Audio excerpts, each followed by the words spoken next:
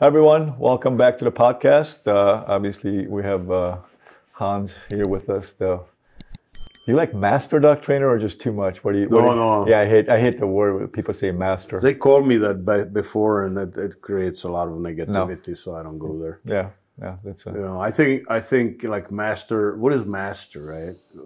Master is teacher is master actually. right. So people right. Master is somebody who knows what he's doing. Yeah. Other people respect and they want to learn from him. Yeah. But once it gotta be given to you rather than you saying it that you are. Yes. Right. Yeah. So, you don't. So and also you have master like in a trades, like a master in a stone maker. Yeah. You've got master Yeah. of that. Yeah. And you have an apprentice, and then you have a master, worker, and then you have a master. Right? My dad, house painter, he called his teacher master. Right. That's just. I mean, it was a good word. It was an honoring word. It was. Now it is like people think that you are too proud of yourself or something. Yeah. No. And I'm not. I'm just a dog shit picker. I can tell you, and I'm always wrong. Remember that. Yeah.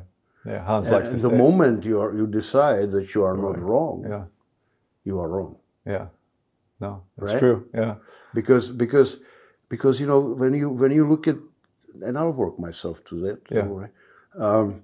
The moment you close your mind because you think you know everything, is you are wrong right there. Okay, and the point is when you are beginner. Yeah. You think you know it all because all you know is all you know, right? Yeah.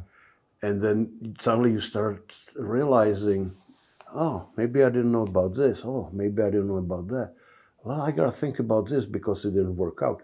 And that's when you start becoming a good dog trainer, because anybody can go to some kind of a school for dog trainers and pay a few grand or whatever and stay there for anywhere from 1 week to 6 months or whatever and do something. But they're going to teach you one way, this is how it is, right? And the people say, okay, and they learn that system. And then if anybody comes with something else, they become insecure, right? They will say, well, how can you say this? That's not what I learned, right? And now you're in bifurcation. You can either go left or right? Or maybe three ways, right? So you can either say, okay, well, they're wrong and they're stupid and whatever, forget about them. Or you can say, maybe I should think about that. Yeah. Right? When you hear other opinion. Or you work with the dog, and I learned this from this guy. His name was Levac. I met him at Shiloh Shepherd, and he said to me, when you train the dog, it was one of the most profound things, has most effect on what my dog training. He says, you just go there and train the dog, and it's not working out, right? So what you do, he smoked, I don't, but he would say, so you go and sit there and light yourself a cigarette and make yourself a coffee and you just think about it, kind of step back a little bit. Step back, and try to figure it out, and they take a different perspective, on it. And that was one of the 2-3 most important things I ever learned from somebody, right? Just if it's not working out, don't blame the dog and say, oh, it's genetics. That's where my eyes roll backwards. I can't help it when I hear that. Yeah. So one of the concepts I came up with is while I don't smoke, but while sitting back and drinking coffee, maybe. Yeah. What I do, I don't sit down and drink coffee and smoke cigarette. I go hiking. I go hike several times a week up the mountain and there up in Prescott, and it's great because there's no disruption, no distraction, distraction, yeah. And I have a good excuse, like when I'm home, and there's always I can do something, like I should sweep the floor, I could vacuum, I could feed the dogs, I can clean dog shit, I can do this or that, and but when you're up in the mountain, it's pure, right? Yeah. And so so when I hike up, and I have nothing else to worry about, except to be with myself and with my thoughts and thinking about something or nothing or whatever. Yeah. And so that's where I get and then I apply it, when I get off the mountain, I apply it to my dogs and, and to whatever I teach. And hoping somebody besides me gets something out of it. So one of the concepts I got and I learned is default, and I learned. I mean, I thought I came up with it on my, that I'm some kind of a genius, right? And then I read some. I'm not going to say any names, but I read some texts, Book. Or on internet and books, and all that, and suddenly I realized I'm not the only one, So one way it's kind of disappointing, but on the other hand, it's kind of great, because you see some other trainers who you respect came up with the same stuff, right? Independently of me, and so what is default, right? When you train the dog, we talked about it before we started. You gotta have a purpose of the training. What did I call it? I have it written here. Goal. Goal. Right. Yes. Oh yeah. You gotta have a goal, right? What you want to do. What you want with that dog. Yeah. Could be anything. Could be like, I just want to live with the dog and have a dog around to me. And when I watch TV, I want him to sit next to me and pet him on the head. And when somebody kicks my door in, I want him to bark or whatever, or bite him, whatever, right? Yeah. Or I want to do sport. I want to do search and rescue. I want to do detection. I want to, and the moment you decide what you want, and you can do more than one thing, but you gotta be careful. When you do more than one thing, that you train in proper succession, proper order, right? And right? Because sometimes, like for example, you can train for sport and then you can do protection. You can do protection and then you can do sport. Now, so when you whatever you train, you build default for what you teach the dog first. So what is default? Like dancing around it like a cat around a hot porridge, right? Yeah. But the default is what the dog learns first. He likes the best, does the most, and reverts to when under stress. That's what default is. My definition. Okay. And it's always important to define. Yeah. Things so people understand what you're talking about, right? Yeah. I think that's one of the things I see with discussions online is that sometimes the definition is not given of that person of what they think that word is, and then the whole thing just goes south. Yeah, somebody talks, like they say protection, and when you do sport, I don't talk about sport protection, or I may be talking about sport protection. Sport protection. I heard that word before, Yeah. So it's completely different, right? And this guy was a well-known person. We're not going to, Okay, so when you train the dog, you gotta have a goal, right? And goal doesn't mean that you're gonna spend all waking minute to put a title on a dog and be a winner of nationals, right? That could be goal, but a goal could be as mundane as I just want to have a dog, and to be with me. And personally, I think that's one of the most worthwhile goals, and people missing on that. So anyway, that's about the goal. The default again is what the dog learns first. Does the most, and reverts to when under stress, basically, right? And so let's say you want to be careful when you train more than one thing. Let's say you want to do protection and sport, that the default which the dog learned first doesn't contradict what you want to do second, and vice versa. Okay, so it's especially the beginners. I get people calling me for puppies or dogs, and they say I want to do sport and I want to do protection, and I always would say, you know what, you just don't know enough to do both, right?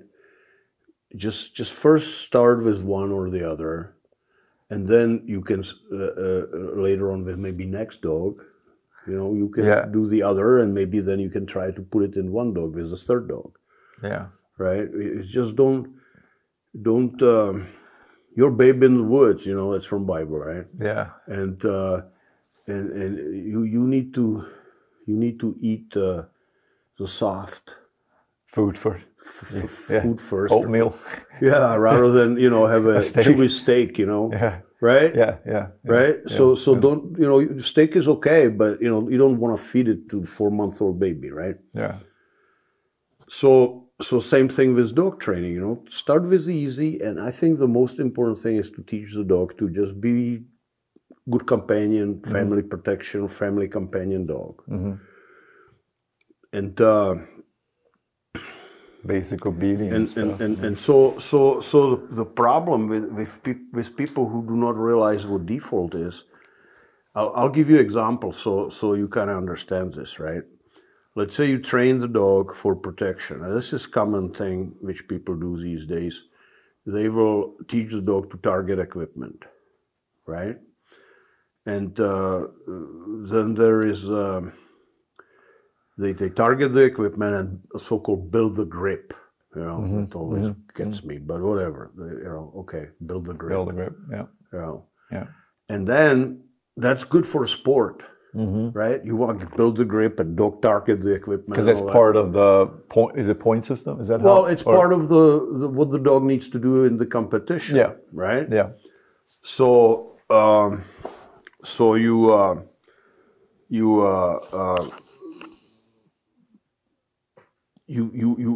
your goal is to have a sport dog. There's nothing. People say Hans talks against sport. No, I don't talk about sport dog. I talk against people thinking when they have a sport dog or train for sport that dog is going to then protect them. Yeah. That's not going to happen, or it cannot, or it's not very likely it's going to happen. And it's not going to happen because of the training. It's going to happen despite of the training, right? And so when you are teaching the dog to target the equipment, that's for the sport, but say Schützen type sport or whatever they call it these days. Is the dog needs to target equipment, right? Because the helper has a sleeve, and if the dog is going to target his unprotected part of the body, there's going to be a bloodshed, and plus you're going to get disqualified. Okay, so you basically teach the dog to target specific thing, right? So if you do sport, you teach him to target the equipment. Okay. And then, on the other hand, at least in my scheme of protection training, if you want to do real protection training, I mean for actual protection for like law enforcement or personal protection for family or, military or your person. Yeah. I teach the dog from get-go to target the man. So in the sport, that's where the goal comes in, right? When you have goal sport, you build a default for the dog to target the equipment. Very few do. I mean, if I do, most people don't do it that way, unfortunately. But that's another podcast. That's why we have this whole podcast. Right. So when I teach, protection, literally from 6 or 8 or whatever weeks puppy, I teach them to target the man. You saw me in the classes, seen it right? many times. And people, how soon? People ask, how soon you do this? This is tangent. How soon do you do it? I'll let the dog let me know, right? If he can do it, I'll teach him. Yeah. Right? I don't force it on him. Yeah. You know. Yeah. But so what I do, so just to stay on the topic, without going on tangents. So I teach the dog from number one session to target the man. Now, it could be with puppy, or it could be with 5-year-old dog, which never had any training whatsoever. Mine was 2.5 when I came to you with no training. Right. Yeah. So, but the important part is that from the first session, when I say the alert command, the dog target the man. That's a default. The dog target the man. Yeah. Now, let's say if you teach the dog to target the equipment for sport, and then we have what I call, and that's again I call it Hansism, my term, is sportism, right? Which is where you turn sport dog training into actual personal protection training, right? And there they teach the dog to target the dog equipment. Okay, that becomes the default for the dog to be equipment. And then they teach the dog through so-called channeling and whatever. That's not important now. To go from the equipment to bite the man. Yeah. Right. How it's done, that's another thing. Yeah. Okay. But the problem with that is what I call baggage, or baggage would be undesirable default. Right. So I told the dog to, in first session, since little puppy, to bite into the equipment, and then when then I decided I want to, I transfer the bite into the equipment to bite the man, right, the bad guy. Yeah. And naive people think, well, if there is no sleeve or the equipment, well, the dog is going to bite the person. Yeah. No, it's not going to bite the person because the dog was taught to target the equipment. Yeah. Now, I can teach them, just like obedience, not to bite the sleeve, but bite the man instead. Yeah. But the dog has a default on the equipment, and he really wants to bite that sleeve or something which resembles a sleeve, right, or some kind of equipment, and because that's his default. That's what he learned first. That's what he wants to do, right? Yeah. And so what happens then is, if you stress the dog hard enough, let's say he gets hit by a stick by the bad guy or something, or kicked or something, or the whole scenario in its complexity is too stressful for the dog will revert to what he learned first, meaning to the sleeve. That's why we have so-called sleeve-happy dogs, which everybody who knows anything about dog training at all heard before. Yeah. Right? And that's a very persistent problem. And you can train a dog not to do that. And as long as the dog doesn't get stressed out in his performance of his work, protection work, like a police dog, everything is okay, and it works. But if you stress the dog enough, suddenly the dog will revert to what he learned first, and that's the default. I always, when I train dogs or so, I go to nature. Imagine wolf cub gets out of the den. 6 weeks, 4 weeks, or 6 weeks probably. I don't know. I'm just guessing. Yeah. And looks around and he sees, a ladybug. Oh. And it's moving around. So he said, "Oh, something to eat. Yeah. I'm gonna grab it." So he grabs it. And did you guys ever grab a ladybug and then inadvertently touch your lip or put it in your eye? It's burned. It tastes. It's like the most awful taste you can imagine. Yeah. It's a defensive mechanism of the ladybug. That's why ladybug is red. You would say, why would a ladybug be red with dots to get attention? You know, and the reason for that is the ladybug says, you remember last time you put this shit in your mouth? Yeah. Okay, how it was? Yeah. And that's a default. Yeah. Right there. Yeah. The wolf cub, or even I, when I was a little kid, I picked up ladybug. Yeah. I would never pick them up again, right? Or if I do, I would never lick my finger, right? Or touch my face with it. Yeah. And so it's not just working for dogs or wolves or bears or tigers, whatever. Yeah. It's just general concept in nature, okay? And so I don't want people telling me, oh, yeah, a wolf is not a dog and all. That's a different discussion, okay? Yeah. It works on any animal, you know, nightcrawler, right? So that wolf cub, I'm just using as an example. When he sees for the rest of his life, ever, a ladybug, he won't pick it up. Yeah. Just won't, right? That's his default. Yeah. That's what I call default. Somebody may call it something else, but I call it default, okay? On the other hand, if you have a wolf cub coming out of the den and suddenly he sees something like a mouse, and he catches a mouse and grabs it and kills it, shakes it, kills it, and eats it, it was a good thing, right? Yeah. So from now on, for the rest of his life, dog knows, I mean, or the wolf cub knows, or wolf knows that mouse is good. If he can catch it, it's good food for him, right? Yeah. And that's his default. That's a positive default. The ladybug would be negative, and the mouse, let's say, would be positive default, right? So that's what default is, and you can build your training on it. But again, you gotta have a goal, right? And so you gotta know: am I gonna do sport protection, or I'm gonna do real protection? Am I gonna do search and rescue, or am I gonna do, I don't know? Yeah, you know, tracking. Yeah. Well, that would be part of it. But you know, let's say search and rescue or detection for explosives, right? It would go different ways.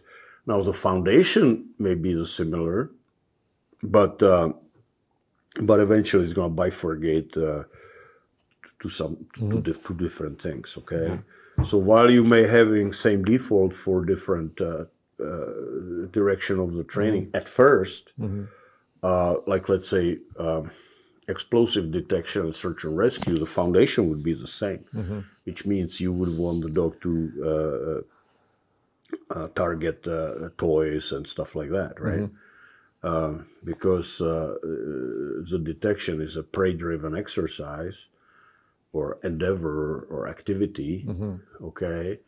And so it needs to end on prey end, right? Like the prize. Yeah, the toy, right? Let's say. Yeah. So let's say search and rescue, which I was involved deeply with in Wyoming, is basically the dogs are looking for people who are going to throw them a stick. That's all. And it's all prey, right?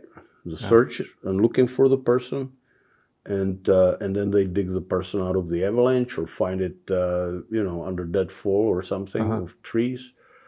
And the person comes up and throws them a stick. That's why the dogs do search and rescue. Because there's a prize. Because they look for people with sticks. Yeah. You know, for example, there was an earthquake in Mexico City, I believe, many years ago. And there were search and rescue dogs there. And they would, it's kind of a side story. And they would, you know, when they looked, and it happened to me when I was on search in Wind River Ranch, and I was there for 4 days searching. They dropped me off his helicopter and go ahead search with your dog, right? And the dog, after a while, kind of like, all right, what am I doing here, right?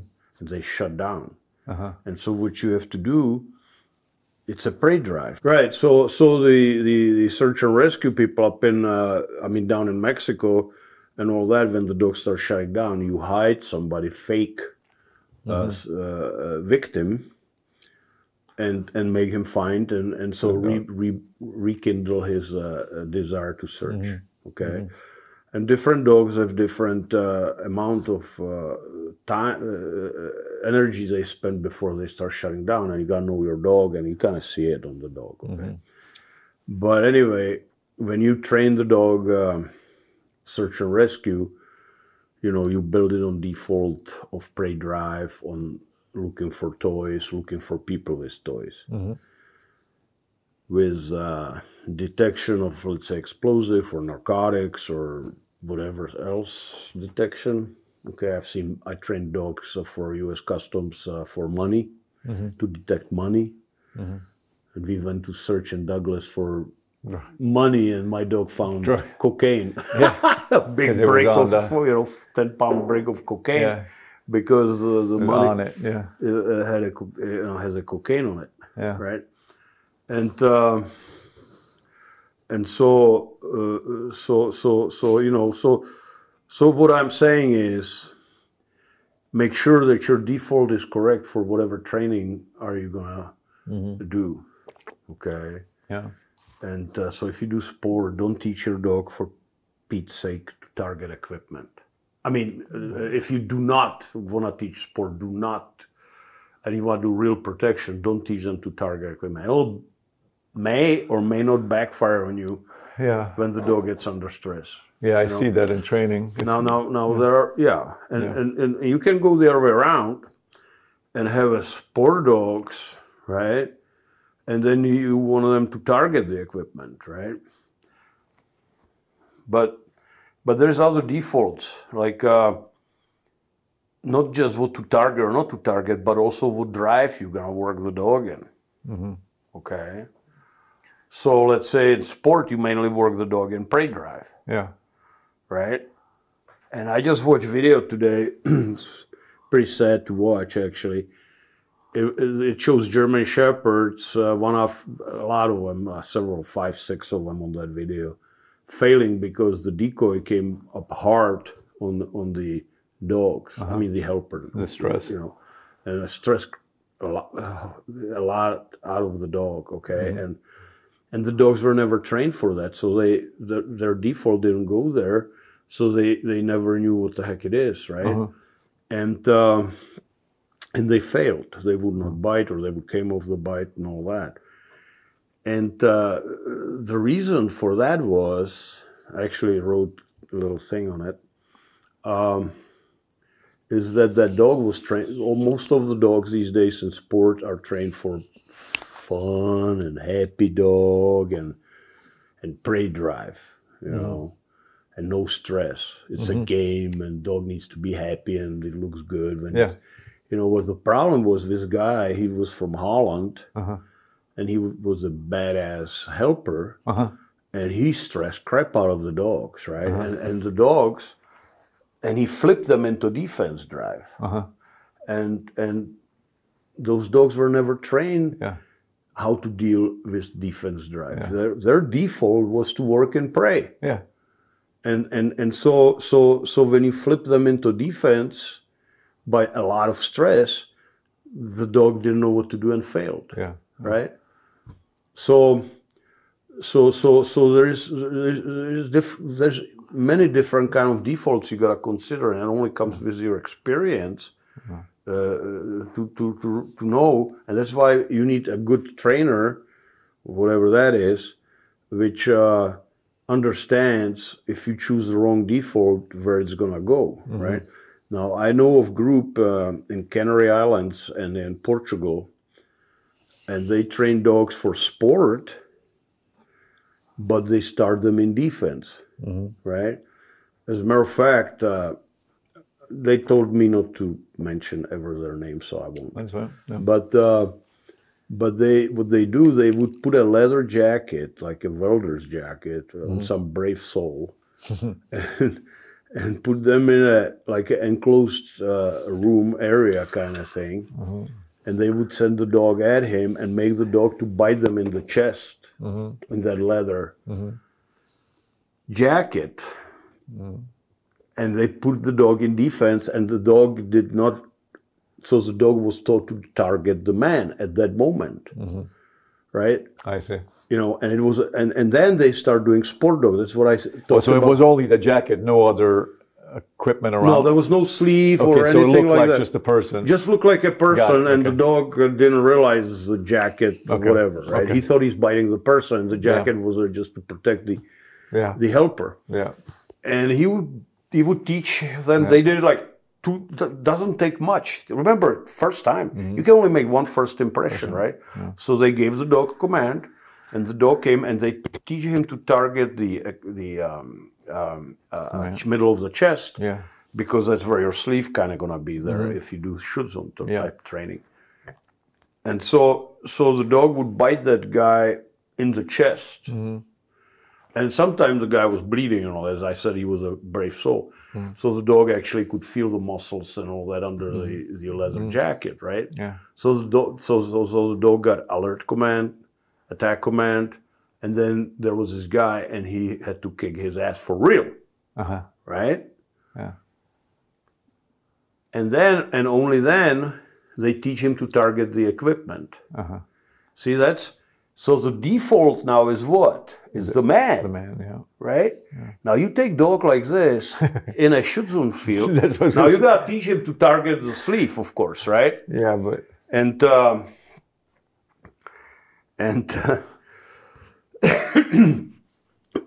because if the dog bites somewhere else besides sleeve, you're disqualified. Okay. In sport, right? Okay.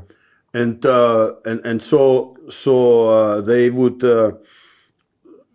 then teach the dog to target the sleeve for the purpose of the competition, right? Because they want to compete with the dog. Yeah. But those dogs, they were so badass that most decoys were scared crap out of them, right? Yeah. I mean, they were afraid of those dogs. And that's a lot of time, especially some of the German judges, that's what they want to see. They want to see the dog which is serious. Not some kind of a dog who's doing routine, and when he bites, it goes for the ride, hanging on the sleeve, right? Yeah. And so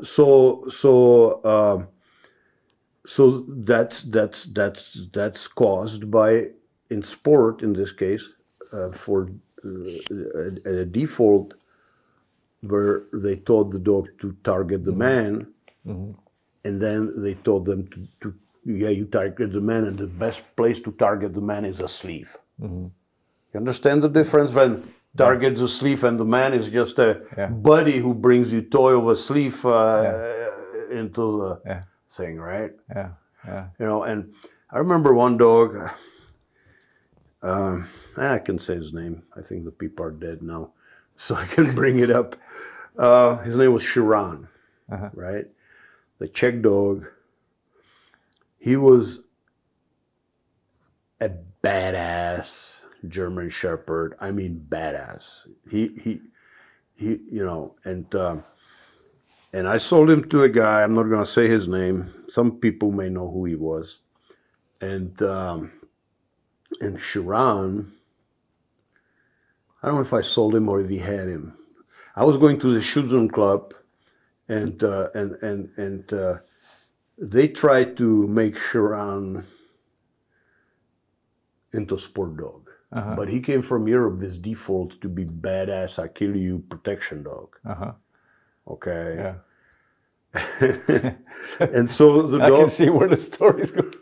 So the dog, the dog was targeting the man. And he didn't give a damn about Doesn't matter where he's going to get the bite. Right. Yeah. And the decoy back then, and again, he's alive, and he knows if he hears this who I'm talking about, but I'm not going to bring up his name up. He's a good guy. I like him. Yeah. Right? But he was a new guy, young in this, and this is 30 years ago, probably. They were preparing this dog for the trials. He had ZVV title, but they want to put Schutzhund title on him. And so we were on the field, right? And they would tie the dog. How did it go? They would tie the dog to a post, right? And they come at him with the sleeve, and if the dog would try to, and they wanna do control work with the dog. So they put, because the dog in Shih Tzu, he has to stay down. There's gunfire, and he has to lay down and not to break the stay, right? So they were working on this, right? And so they would put him down, stay, and they would fire a gun, and Decoy was running around with the sleeve and doing other work, and the dog was tied up to a post, so he could, if he would break, he couldn't engage. But if he would break, they would shock him with electric shock collar, right? As a punishment, like, no, down, punish, right? And so this dog, they build this frustration, and this dog's default was, we're doing protection, I'm supposed to kill somebody, right? It was a big barrel-chested 90-pound dog, man, just awesome dog. And so they kept doing this, and finally the dog would just lay down while they did all this stuff, and you can see he's just like loaded spring. He was just vibrating, right? Oh, I will kill somebody. And they said, well, then the trainer Decoy says, well, let's give him a little relief bite. And I turned around and said, anybody has a video camera? Documented. I want document, because I knew this is not going to end up well, right? And so nobody unfortunately didn't have the video camera, but I can tell you what happened, right? The handler sent the dog on a decoy. It was a runaway test, right? So you run away, a courage test. So he runs away, and then he turns around and comes back at the dog charging him, right? And it was after the rain. It was kind of grassy area, and it was pretty soaking wet.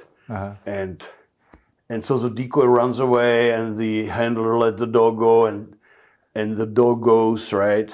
And the decoy turns around and starts charging the dog, right? And he freezes in the sight of what he sees. He sees his dog, Shiran, coming at him with his guttural growl, speeding up all the way, just going faster and faster, no gathering, no slowing down, or nothing. Actually kicking the grass from behind him. And he hit that decoy, so the decoy just froze, right? He knew this is gonna hurt, right? And the decoy was a small guy too, right? And the decoy hit him so hard that he didn't have a time to spin the dog. And so his forearm and the dog went into his stomach, and he lost footing on his feet because it was slippery. And his feet went over top of his head, and he ended up on his back on the other side of the dog, while the dog's still hanging on the sleeve. And the dog is just bulldozing the decoy around, pushing him around like that was true push bite, as these people talking about, right? He was pushing him around on the ground like a bulldozer, right? And the handler is running there and trying to catch the dog, and he's pushing this guy in the dirt. I mean, in the mud there, If you enjoyed this content so far, please subscribe to our channel. Also, Hans has a podcast channel called Dog Training for Life. Check that out so you can listen to the audio version. And I said, well, I guess you diffused him now, right? I was, nobody, they didn't like that. And they did it 2 more times with exactly the same result. I said, oh, God. But that's exactly the example of the default. The default was to target the man, and he want to hurt the man, and he didn't give a damn about the sleeve. He just bites the sleeve because it was there. Now, this is not the end of the story yet. Okay? So I kept coming in this club, and maybe we should stop here. No, it's going to get better. It's going to get better. Well, not necessarily better, but the story gets better anyway. So they practiced with the dog, and they kind of got him where they want him, and they use a lot of e-collar and all that. And I'm against e-collar, but that's besides the story, okay? And so they morph the dog into what they want him to be, but he really didn't want to be there. He just did it because e-collar, right?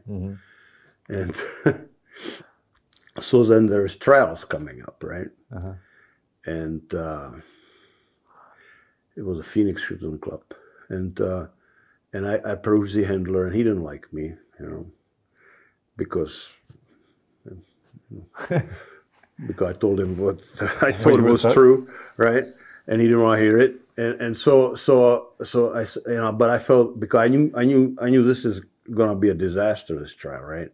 And so I came to him before, after the training and before the trial. I said, you know what, you should reconsider. This dog is not ready for the trial. There's going to be something really bad is going to happen, right? And this guy, he looked at me, and he was a big guy, and he says, "Thank you for your consideration," and turn around and walk away. And so I went to the trials to, and not that I would want to see what Shiran is going to do, but I just went there just because I used to like to go to children's trials, like to watch the dogs work and all that. And so they put the dog down, stay, right? And then there is a blind, and the handler is behind the blind about 50 feet or 100 feet in front of the dog, but the dog doesn't see the handler.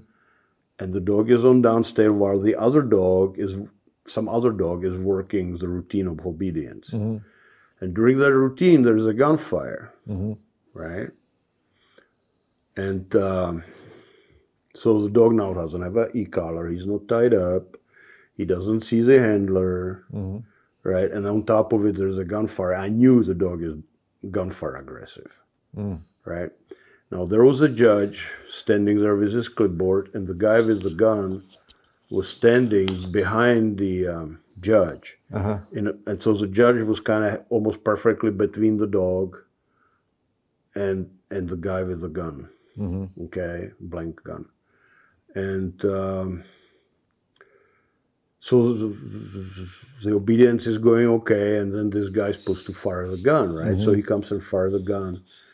And Shiran, that was it, man. This is his default kicked in again, right?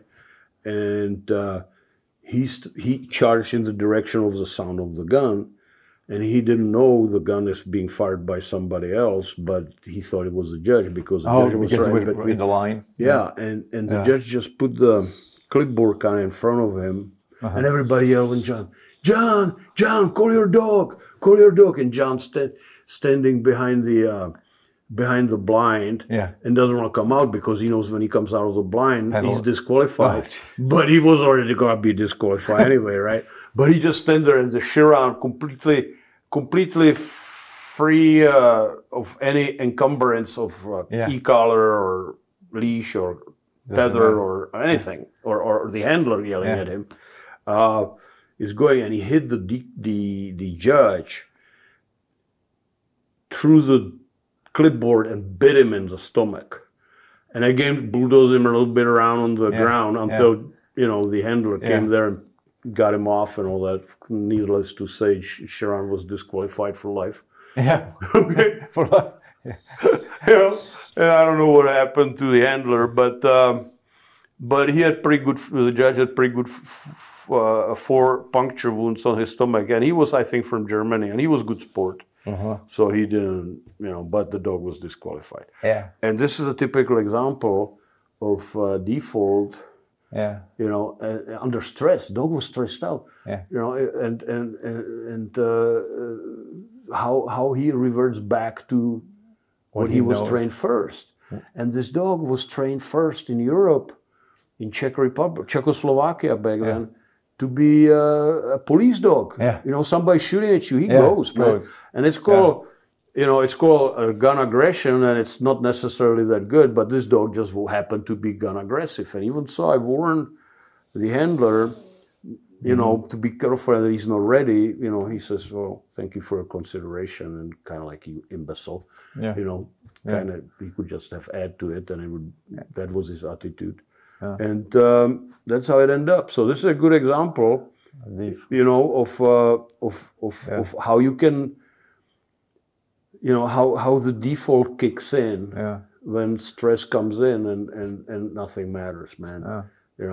And you can train around it with what I call parallel dog training, which is, but it's not always successful, as you see in my dog, right?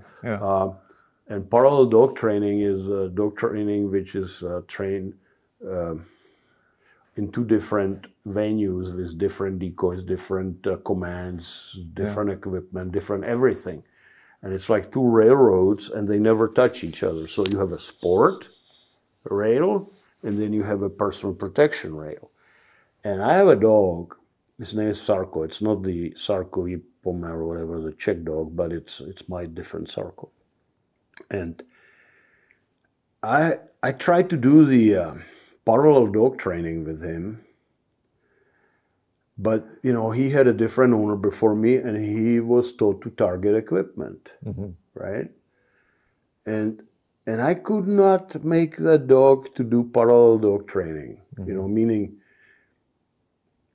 go and in one scenario to target the equipment, in another scenario target the man. He still target the equipment. I mean, very persistent. We should make video of that. Yeah. And you know what? Even so, I trained dogs over 50 years. I couldn't figure out where I'm failing.